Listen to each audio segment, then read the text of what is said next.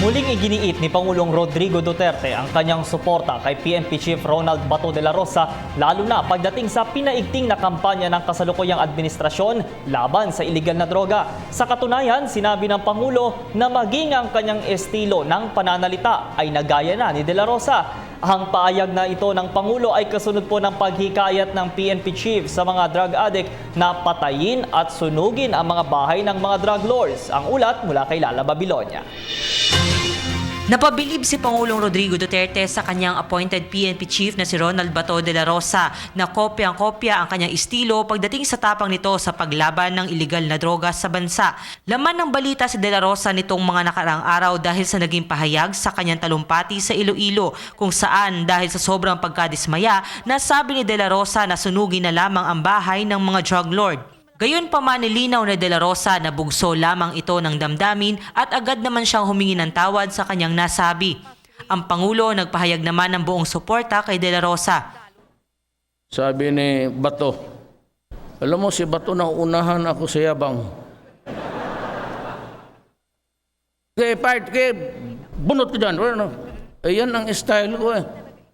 Sinunod taga niya, pati tuloy ako, hindi na makasalida. Limitado na ang papel ko. But you know, Bato has my support. He has been around. I was his ninong when he married many years ago. He was only a second lieutenant here. He earned his force here in Davao City and in Mindanao. And the guy, for all of his faults, is simply loyal to the Republic of the Philippines, not to me. As I've been saying to everybody, do not nurture loyalty to me. I do not need it. You nurture the love of the country, and then you are ready to die for it.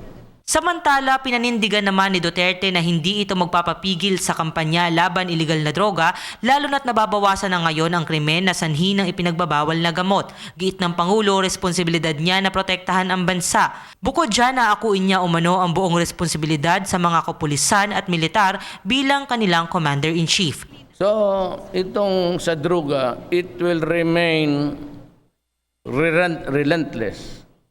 It will be sustained, and for the information of everybody, including the United Nations, I take full legal and official,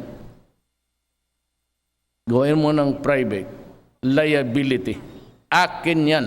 Para sa PTV News, Lala Babilonia, Davao City. Ako po si Cathy San Gabriel. Subscribe na sa PTV YouTube channel. I-click lang po ang subscribe button.